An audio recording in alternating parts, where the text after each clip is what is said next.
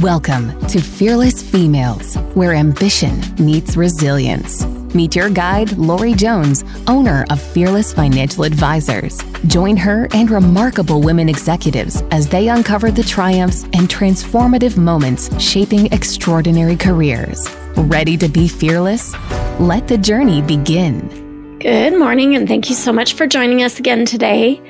So if you don't mind taking just a minute to go to the podcast, wherever you listen to it, Spotify or Apple or any other podcast platform that I don't know, if you don't mind following or subscribing or enrolling or whatever the button says on your podcast, liking, so that you can get updates on when the podcast comes out. I've actually been really trying hard to grow the podcast listenership.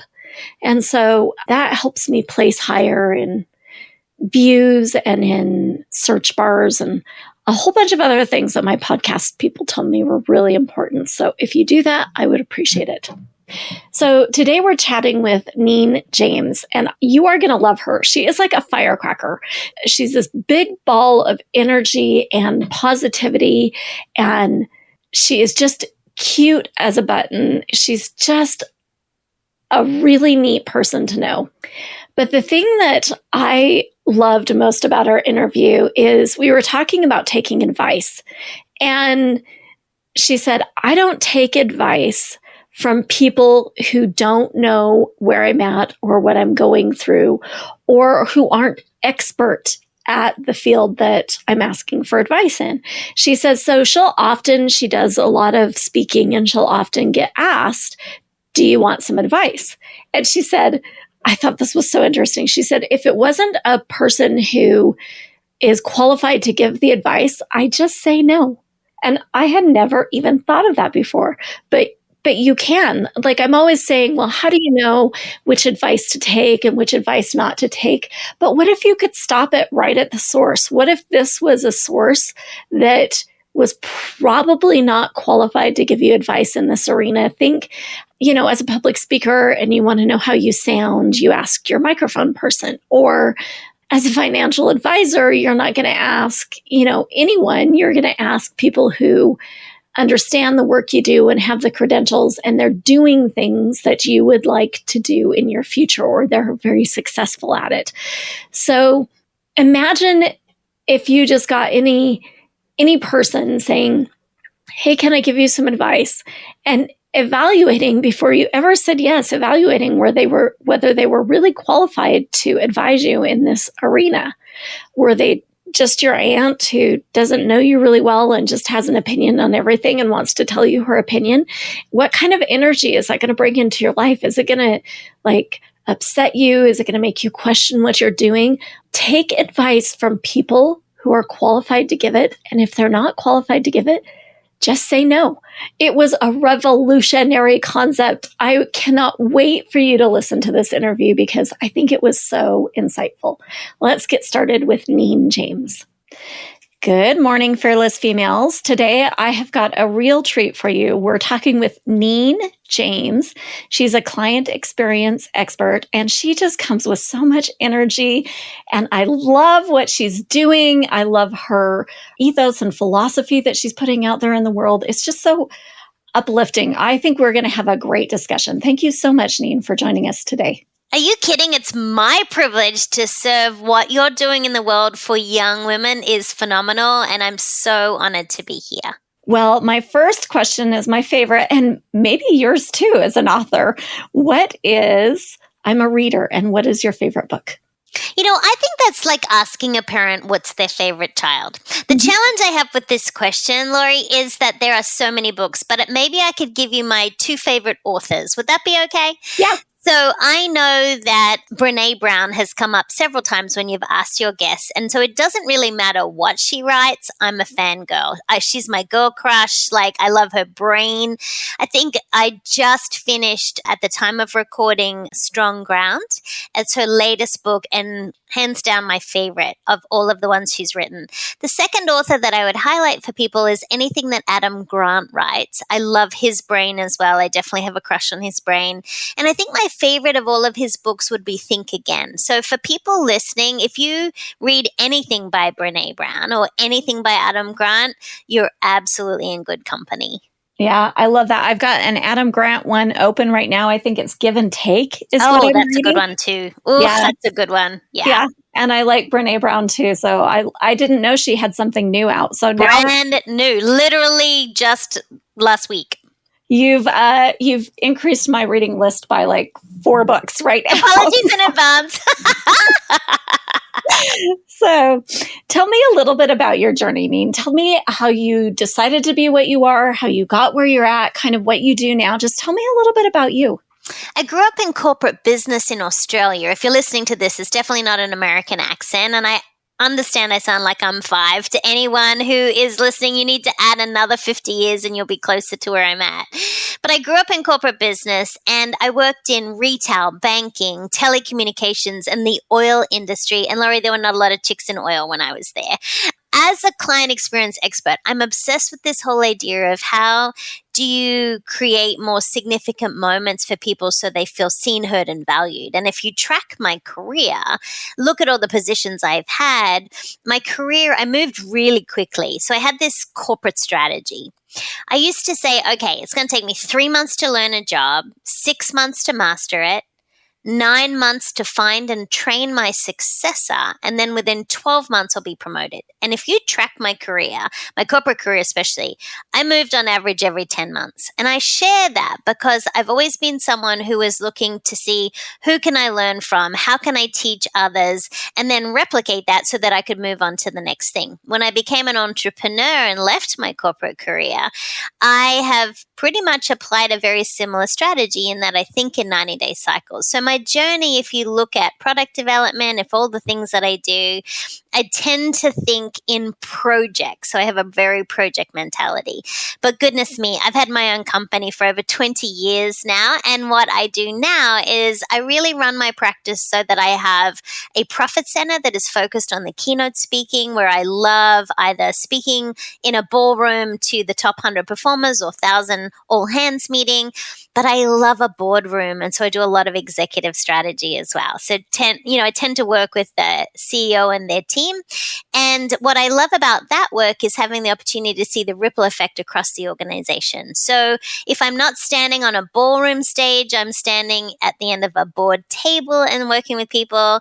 And so those 2 places are the profit centers that I run in my practice.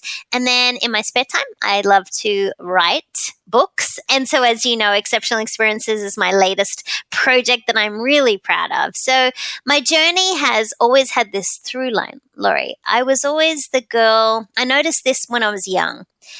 I noticed that people who got promoted got things done. So what I understood in my corporate life was if you could be productive, if you could get something done, and if you could talk about that, you would move ahead. So when I talk about that accelerated career that I had, especially in my younger days, it was because I noticed really quickly, okay, be the person who can get things done, talk about it, and then teach others to do it. And so that's, if you look at my career, I've published, I speak, and I train and do workshops, and I do executive coaching. So that through line of my career is still what I'm doing today. It's just I applied it in a corporate sense. And so the body of work was, my first book was Secrets of Super Productivity. And then I wrote Folding Time, where I said, you can't manage time, you can manage your attention. Then I wrote Attention Pays, because I realized, well, attention, it's really intention that makes attention valuable. So attention is about connection. And then I wrote Exceptional Experiences. And then it was like, well, it's really, luxury is really about human connection.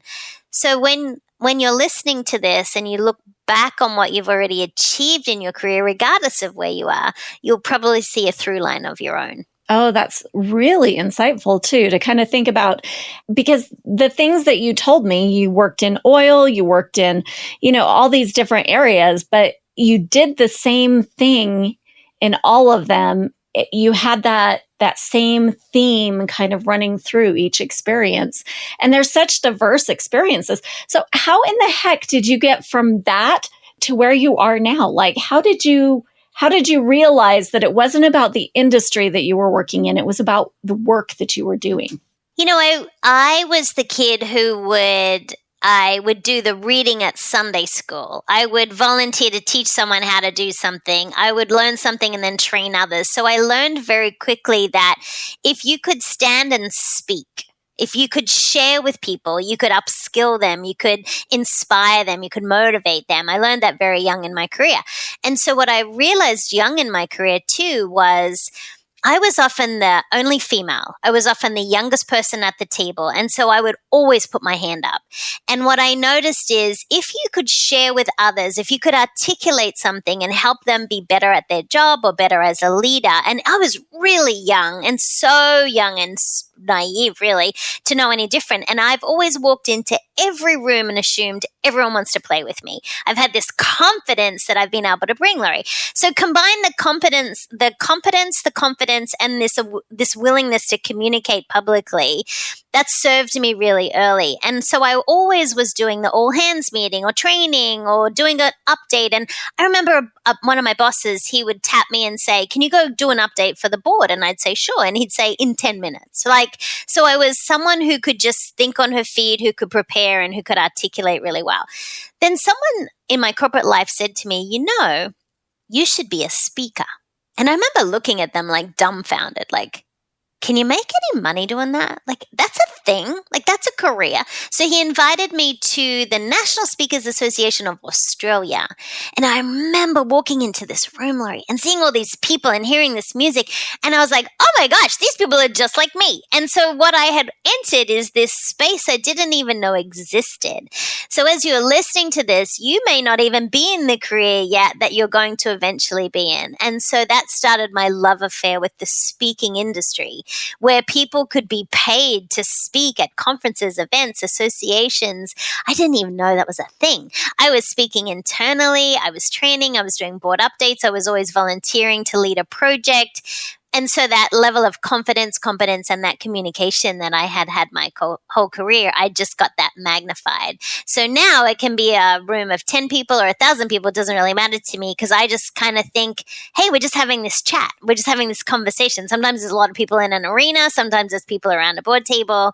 But I love it to this day. I still love it. And so sometimes those things that you're loving early in your career, you don't realize they could actually be incredible revenue sources for you later in your career too. That's a really good point. And I just want to go back and touch on something that you said that I think is so important for young listeners especially. And that is you were doing all those things, but you were talking about them. You were putting emphasis, Yes. you were drawing attention to the fact that you're doing them. And I know a lot of times as women, we just are the silent support behind the power or something like that. But you tell me how you deliberately used your voice and brought attention, because I think it's so important that you do.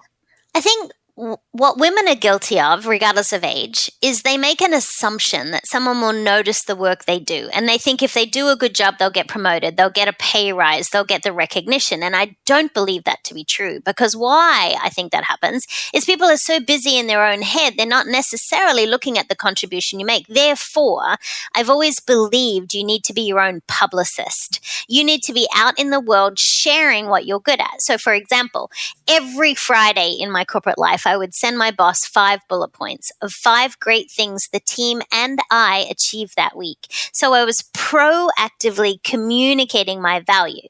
Now, I didn't care if my boss read them. I didn't care if they did anything with them. But when my performance review became due, I would confidently walk into that performance review with 52 weeks of fabulous, saying, here's all the things I've told you that I'm really good at.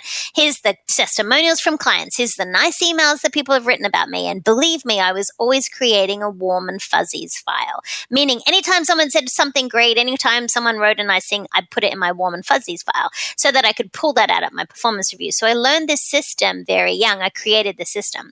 I had this incredible boss. Her name was Barbara. I remember interviewing for a job with Barbara, and it was 5 levels above where I was now. And Lord knows why she even gave me the interview. I was so young and stupid and didn't know differently. But I remember walking into her office like, oh my gosh, so full of myself. Like, I got this, I can do this. And I remember Barbara looking at me and she said this, Neen, tell me 3 things you're good at. Don't blink, don't look away. And it stuck with me. Now, I didn't get the job she was recruiting for, but she ended up giving me a job, bless her, because under her mentorship, I grew exponentially. But that has stuck with me. And as women, we need to know 3 things we're good at. Don't blink, don't look away. In the same way you want to ask for a pay rise. Know what you're worth, don't blink, don't look away. And I have stuck with that advice, and I've given that advice to so many young leaders. And we need to know 3 things we're good at. So if you run into your boss in the hallway, you can tell them, in the elevator, in a presentation, in an email. And it's not about boasting. It's about truly being your own publicist so you can articulate your value in the world. Mm-hmm. Yeah. I like that you said that we're probably all kind of thinking of ourselves most of the time. And so you don't pay attention.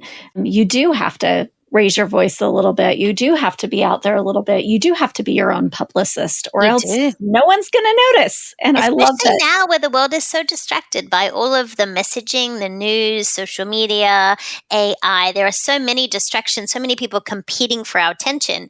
We have to get really, really laser focused on how we can cut through that clutter, not just grab someone's attention, but keep it. Mm-hmm, mm-hmm. So tell me, what is the best investment you've made in yourself over this career and this journey that you've had? Is there something that you can say, oh my gosh, I'm so glad I did that? Yeah, it would be 100% coaching. And I have always had a coach in my life, whether it is a personal trainer for my health, whether it is a business coach for the work that I do, whether it is a mentor who can teach me something in particular. But coaching will be one of the best investments you ever make in yourself. Because if you look at high performance athletes, there's no way they'd achieve the things that they do without a coach. And yet leaders don't always see the need for them to have a coach. So when I was young in my career, I would hire a stylist to help me put my wardrobe together, a speech coach to make sure my delivery on stage. And to this day, I have a keynote director, Mike Ganino, who directs all my keynotes. I have a business coach, Pam Slim, who I would never be able to achieve the results I do without her. I have a fitness coach in Jennifer Jacobs, who meets with me virtually twice a week. I am constantly surrounding myself by people who are great at what they do. And I think that's a good investment. When you invest in yourself, the returns are phenomenal. Yeah, I love that. You do. You have to find people that can find those things in you that you maybe don't see in yourself, or you don't know are going to, grow into something that's really good. And cheerleader, a little bit of a cheerleader too, right? Yeah, for sure. We all need that. Yeah. So tell me, what is the worst advice someone gave you? Neen, have you ever gotten really bad advice? And what was it? And did you take it? I am always so curious as to whether you've taken it or not and what you learned. When I decided to leave, when I was deciding about my career, we both know I was a corporate girl and I moved into speaking full time. Every single person told me I would need voice coaching. Every single person, including the head of the National Speakers Association, said you'll never make money out of that voice. You're going to need to change your voice. You're going to need to drop your voice. No one will take you seriously with that voice. Every person. They said, if you want to make money, you're going to have to get voice coaching. I had one mentor. His name is Matt Church. He became my dear friend and my business partner eventually. And he said, no voice coaching for you. That is authentic. That is you. You don't want to act a certain way. You want to be someone, and that is yourself. So he was the person I eventually listened to. And it's heart-wrenching for people to really criticize your identity. Like your voice, it's not like I had to work really hard because I also have an accent. Okay, so it's even more challenging when I moved from Australia to America. But because of Matt, I was like, you know what? He's right. It would be harder work for me to show up as someone I'm not and focus on my voice. So what I do, Lorie, here's how I bridge the gap. I am someone who doesn't have filler words in my language. I'm very deliberate about my thoughts. I am very well read. I try to be well researched. I try to be the most prepared person in the room. I always think about the 10 questions any audience could ask me, any leader could ever ask me in a coaching session, in a presentation. So I've always prided myself on being well prepared. And I learned that your voice is an extension of who you are. I can change the vocal, the variety, the speed at which I am going to deliver a message, but my voice is my voice, and it is unique. And so what I do is within the first 2 minutes of every speech, every engagement, I make fun of my voice, my height, my accent. I do it quickly. We get it off the table, and then people forget about it. And as people are listening to this, now you're thinking, oh yeah, I've got used to her voice, right? Every book that I've written, I've narrated it myself. It's been a request from my publisher. So sometimes there are things you get criticized for, you get advice on, and people think that they mean well. Their intentions, I believe, truly are well-meaning, but you have to trust yourself. And my internal voice said, no, this is the voice that you have been gifted. This is the voice in the world. And believe me, it is unique. And you know what's so funny? I get paid for this voice. So go figure. I like that. That's something that's come up kind of often in my podcast, is just this idea of authenticity. And I've kind of taken a deep dive into it and sort of thought about, well, how do you become your authentic self? How do you stand up for the fact that you're different in a world that is telling you you need to be the same as everybody else? You need to do the things that everyone else has done, and they are successful. So like you said, that well-meaning kind of, they're successful. So they're trying to help you be successful, or, but they're not you. Yeah, I have a unique approach to feedback, which I've used my whole career. And so, when someone comes up to you, Lorie, and they say, can I give you some feedback? Right? And then they just start vomiting up whatever they're thinking, right? As soon as someone says that to me, I say, no, not today. And I just stop them, even if they start talking, because people are mortified that you said no, number one. But here's what I learned very early in my career. It is a privilege to speak into my life. I am going to only solicit feedback from people who are qualified to give it, which means if I want to know how I am on my microphone, I'm going to ask the AV crew. If I want to know how I am as a speaker, I'm going to ask another professional speaker. If I want to know how I am as a client, I'm going to ask the client who booked me, the meeting planner, the speakers bureau. But what I'm not going to do is take some random piece of feedback from someone who might have got out of bed on the wrong side that day, or didn't like my outfit, or doesn't like my voice, or doesn't like my accent, who feels like they want to give me feedback. So what I would suggest to people who are listening to this is when people say, hey, can I give you some feedback? Unless they have permission to speak into your life and you value their opinion, you simply kindly say, no, not today. That's it. Like, cut it off, because I think what happens, Lorie, is once again, people are well-meaning. And when you're young in your career, everyone has an opinion. And so, I notice this when someone's pregnant. Everyone feels like they need to tell the story of pregnancy. Or if someone has a disease or an illness, everyone feels the need to tell the story. No, shut up. Stop talking. Just allow people to go through that experience. So if someone asks me, they say, hey, can you give me feedback, Neen? My question is always this: Lorie, do you want my feedback? And they're like, yeah, I just asked for it. And I will follow up with this question: how would you like me to deliver my feedback? Because sometimes when people ask for feedback, they're asking for praise. And we need to be really careful in our careers of what they're really asking for.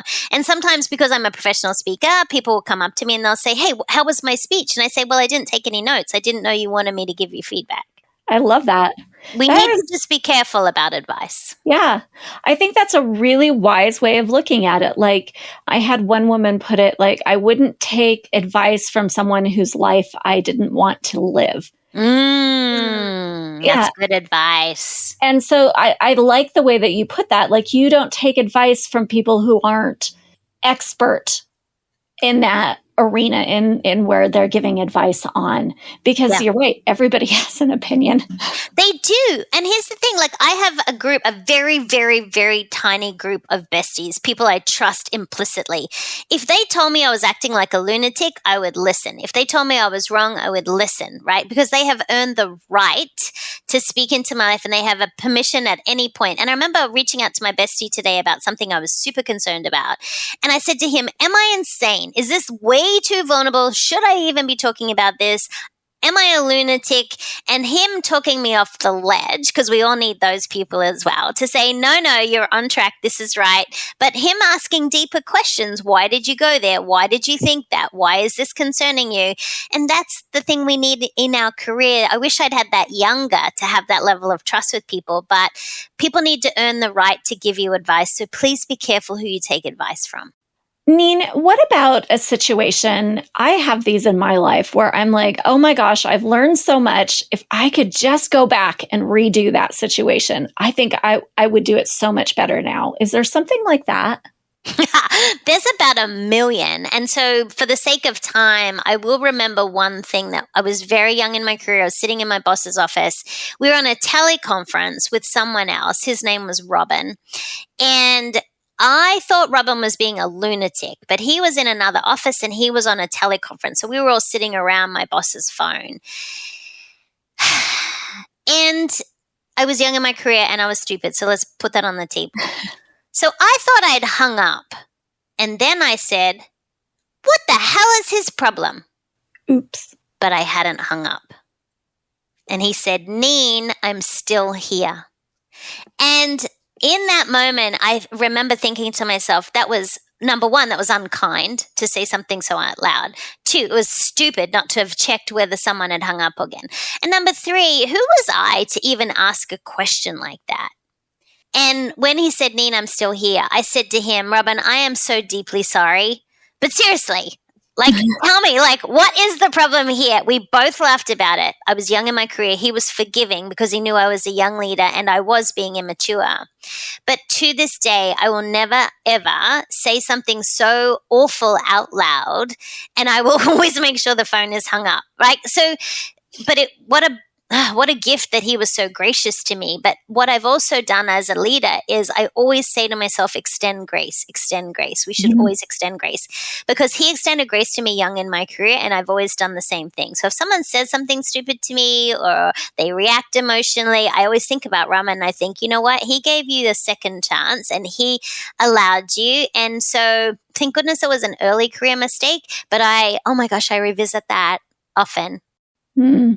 It's such a gift when people are willing to give that grace, because we're all human and we do all need it. Like I've made mistakes like that, and I love that the message you took away from that is turn around and pay it forward, right? Yeah, I like that. I think that's really neat. And I was just reading on LinkedIn the other day, and they had something about someone who had given them some grace, who had forgiven, who had shown them compassion, and what an impactful event that was in their life and how it changed the trajectory of their career. Isn't that amazing? Kindness, right? Kindness. Yeah. Pass it on. Yes, not random acts of kindness, deliberate, thoughtful acts of kindness. That's what we need more. Systemized thoughtfulness in the world. Ooh, systemized thoughtfulness. Yeah, I love I that. talk about that in the new book. Systemized thoughtfulness is something I believe in to my core. Yes. If you could high five yourself, if you could go back and go, oh my gosh, I'm going to give my past self a big high five for a financial decision that you made, what would that be? Really, really good question. I would say it was committing to my MBA. I was really young and I probably had no right to do an MBA. But my company was so generous and they were willing to fund. I was selected to do it without an undergraduate degree as well. And so they were willing to fund the majority of it if I could also supplement that. And I am so grateful for that. I think anytime you can invest in your own education, whether it's a conference, a networking event, a book that you're going to read, you are the best investment in yourself, but it would definitely be my MBA. I like that. Education is such an important part, learning and growth and learning who do you even think you can become who you're meant to be without that kind of learning opportunity? I am a massive reader. You and I have both talked about our love of books. But I think too, like even the people who are listening to this podcast, you're investing your time. Sometimes we have time, sometimes we have money. We don't always have them both at the same time. So when you're new in your career, you may not have the resources financially that you are looking for. So I would be soliciting and educating yourself on free resources, but get your books from the library, download the podcast, like do whatever you can to accelerate your development, leverage those opportunities, get mentoring where there's not an exchange of finances until you're in a financial position where you can also then be investing at a different level, but never forget where you came from. So I'm constantly mentoring. I'm always giving away books. If a friend authors a book, I'll buy 25 copies and then I'll send them out into the world. So I think what will happen is as you go through your career, you can never invest enough in education, time or money. Sometimes you have more of one than the other. So leverage what you have. If you don't have the money, but you have the time on your hands, listen to the podcast, volunteer, serve on committees, serve on boards so that you can be exposed to people who you can learn from. And then when you are in a more established position, give that back as much as you generously can. Yes, 100%. I am behind that. Give back what you have been given, because as you look through your journey, there are so many people that have helped you along your way. There just always are, every journey. For sure. Yeah. And paying that back is an act of service and kindness again. Systemized thoughtfulness. Neen, did anything scare you when you started on this journey? You are so bright and just out there and brave and bold. Did anything scare you? And if it did, does it still scare you? I think, and I don't know if it's being Australian, but I'm fearless. Like there's not an animal that scares me. There's not a situation that scares me. And that's not an arrogant thing. I just am quite fearless and I'm fiercely independent. I'm the oldest of 5. And so I think that Australian spirit combined with that confidence that I have. But you know what is really interesting is I was just talking to my dear friend about this on the weekend. I am in the process of launching my book, Exceptional Experiences, at the time of recording. And there's this one event that is being hosted. And my fear, Lorie, as an adult, 55 years old, is what if nobody shows up? Oh, yeah. Right? So okay, because it's a ticketed event. So people have to pay money because they're going to get the book and some champagne, of course, because I talk about champagne moments in the book. And, what she and I were joking about eventually was, okay, so it'll be my bestie and me sitting at the bar and it'll be great. It'll be fun. But I think so our fears are rooted in the weirdest things, and it's possibly something for a therapist to unpack. But I think fears show up in weird places. And so I've been the person who can always act as the hostess at any event. I will get people talking. I will make them feel welcome. I love to host events. And so then I think this fear that I have is what if nobody decides to show up? And then I realize, well, my value is not attached to how many people are in the room. Even if it is just my best friend and I having champagne celebrating my new book, yeah, great. But yeah, that's is it a fear? I don't know. Is it an insecurity? I don't know. But I think wherever you are in your journey, pay attention to those fears because they're rooted in something, right? But when I look at my career, I really was so bold and so confident and ridiculously so. And I still am to this day. I'm never impressed by anyone or anything that's also Australian. So I will walk up to anyone. I will introduce myself to anyone. I don't care what their title is. I don't care if they're a celebrity or not. Obviously, I have the privilege of working in an industry where I get to meet some insanely cool people in the world. But I figure here's the thing. They put their trash out at night just like I do. Same. So I'm very much about equality. That's where I think the confidence comes from as well. Mm-hmm. Yeah, I like that. You do tend to exude this confidence. And I was really interested in whether or not you were ever scared. But I think it's something that's really interesting that you said there is you thought about the worst case. What's the worst case? Me and my bestie sitting at the bar, right? Not a bad way to spend a night if that's what happens, right? Yeah. And I have had to come to terms with some of that. What if I throw an event and no one comes? And I'm okay, well, the worst that happens is maybe, 2 or 3 people show up and then they get a very curated, very individualized. Let's call it customized and personalized. Let's put it positive. I love it. What about through your career? Did you face any unique challenges because you were a woman? Oh my gosh. Well, let's just add a couple things to being a woman. I'm 4'10 and a half. I have a high-pitched voice and I have very big assets. So when I think about the packaging and a blonde hair, so let's just put all that packaging together. So the moment you look at me, I don't look like someone who's coaching Fortune 500 CEOs. And so when I think about the fact that I sound young, I looked young my whole career, and I'm little, that packaging definitely did not help advance my career. If anything, they were the things I had to overcome and I had to be able to address. So maybe that extra confidence is what allowed me to have the confidence to command a room, to command a board table. I will never forget, I remember I was very young in a career, and it was a new project, it was a new initiative, it was massive in this bank. I was the youngest bank manager and 33,000 employees. So I was leading this initiative.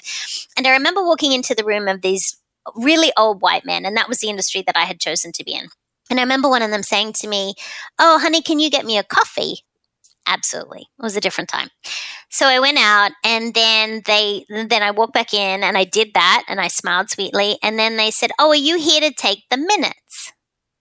And my boss at the time, the most senior exec at the bank, said, "I'd like you all to meet Neen James. Neen is actually spearheading this initiative." And I just watched this room of people like gulp, because I'd been underestimated. And but I was kind to this person who asked for their coffee. I was kind to the person who asked about the minutes, because there were assumptions made because of my look and my youth that I was not going to be the person commanding that room. And so what I think we need to do in these situations as women is be very gracious, extend grace, but never be walked over, never feel a need to appease everyone. But I think in making that person's coffee, I was also making a point. Mm-hmm. And so I think what we need to do is, look, it was a long time ago. And, even to this day, like, I always think to myself, underestimate me, because that'll be so fun for you. Do you know what I mean? Just try me. Yeah. And that is not an arrogant thing. Please don't misunderstand my comment. It's just, I get great satisfaction in when people look at the way that I am and sound, and then they see the deliverable within the first few minutes, and they're like, she knows what she's talking about. She's got more experience in this. She's a thought leader in this area. She's well-researched. I have the only research study of its kind in the world into luxury as a mindset. So what I would say to young leaders is do what you need to do to be able to understand your own value and evidence and have support around that, so that when you are put in the position where you can articulate your opinion or your advice, that you're doing it from a place of research and evidence and support, not just opinion. So you get all of the learning, all of the research, all of the credentials, and you get, I am worth, I'm up here, I'm worth this much. And you're like, go ahead and underestimate me. You will see very quickly that I am I've got the confidence and the learning to back up the fact that that's not who I am. Yeah, I think too, though, Lorie, one of the mistakes that I made was I would chase credentials. If there were letters of the alphabet you could collect, because I come from a very academic father, and he had like 7 or 8 degrees or something. So he valued academia. And so I would chase whatever the credentials were. If there was an industry that gave away some letters, I'd want to collect them. And I think that that's a mistake. I think it's important to have the credentials of the career that you're in. If there's a certification you can gather, by all means do it. But I was looking for external validation, I think, throughout my career, even as an older person in my career too, by the way. So, and I remember aspiring for this one accreditation and then looking at it and going, well, that's silly. And I remember my bestie said to me, he was like, do you want the plastic trophy? Or do you want the fact that you have CEOs on speed dial who have you on speed dial in your cell phone? You literally have the, cell phone numbers of these CEOs that we see on television. He was like, what recognition do you want? Do you want the plastic trophy? Or do you want the access? And I was like, okay, you're right. And so sometimes the world has these visions of things that show your success, and we aspire to them. And believe me, everyone listening, I've aspired to them all. And then sometimes you have to take a step back and go, recognition will come to us in different ways. Mm-hmm. It may not be a credential or a diploma or something like that. May not be. Yeah. Yeah. Yeah. That's interesting. I do. I have like a lot of letters behind my name, and I do like the alphabet behind my name, but I have seen myself be more confident in what I'm bringing to the table, because I'm like, I've seen this, I've done this, I am good at this, and I don't need a bunch of alphabet letters to tell you that I'm good at this. I just am. But sometimes when you're young in your career, that's what people pay attention to. And so gather the alphabet, collect them, get whatever you need. But then there comes a point in your career where you're like, I've got my version of, 10,000 hours in this, like I've been learning this lesson my whole life. So therefore it does give me a bit of an advanced perspective in it. Right. And when someone starts to call you a thought leader, I remember when I was starting to be called a thought leader, I was like, oh, wow, that's a huge compliment in my line of work, right?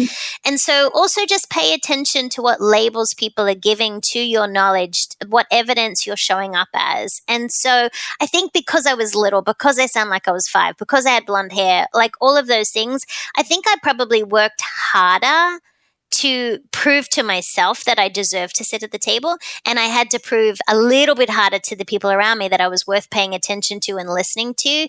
And so regardless of where this finds you on your journey, it never hurts to be the most prepared person in the room. It never hurts to be the best dressed person in the room. It never hurts to be the best rehearsed presenter in the room. None of that ever hurts your career. Yeah. Yeah. Neen, what is the thing you are most proud of? It's not work related.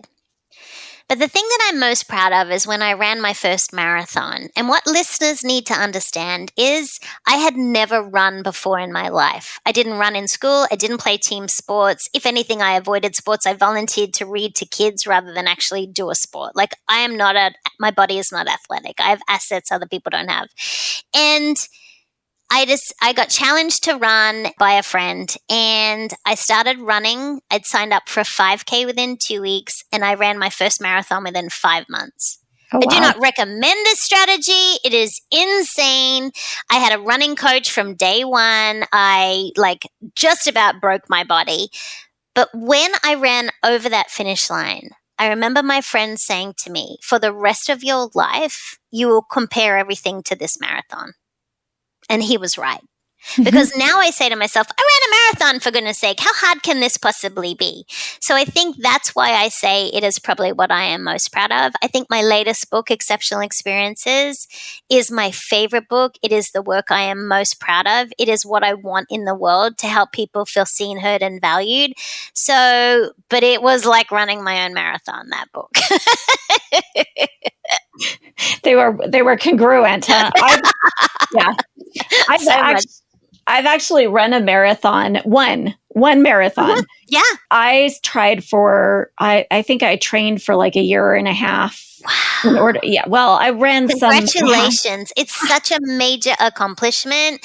And, for anyone who is training or has attempted a marathon, the very fact that you even said to the world, I'm going to do that, you need to be proud of that, because there is nothing like it in the world. The physical, mental. I actually think a marathon is more mental than physical. That was my reality. That's what I realized about myself.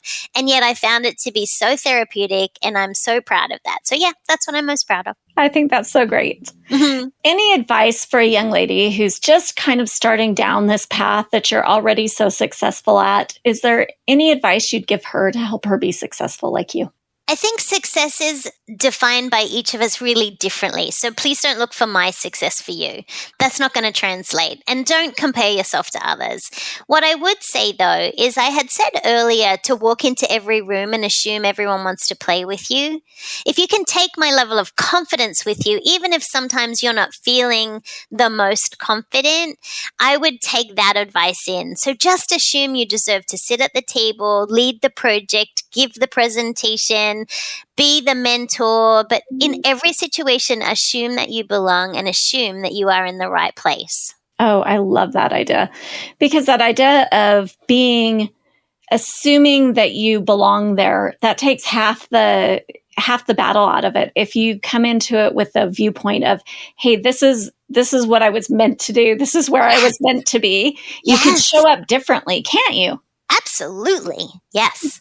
Neen, thank you so much for your time today. And thanks for just sharing your story and your journey and all the different things. You've really given me a lot to think about. If I have a young lady who wants to get in touch with you and pick your brain, ask some questions, how does she do that? The easiest way to track me down is always neenjames.com, my website. I am on Instagram every day, so you can follow my adventures on Instagram or reach out to me on LinkedIn. And if you do reach out on LinkedIn, please tell me it's because of this podcast that we got to connect. Perfect. Well, thank you so much for being on Fearless Females. And I really appreciate your book. I actually I'm a part of the way through it, but I have like 5 going at this time. So me too. I understand what you're talking about. I will definitely finish it before the podcast comes out because I just love what you've said about these experiences and creating these special times. So thank you so much. Thank you. Thank you for all the work you do in the world.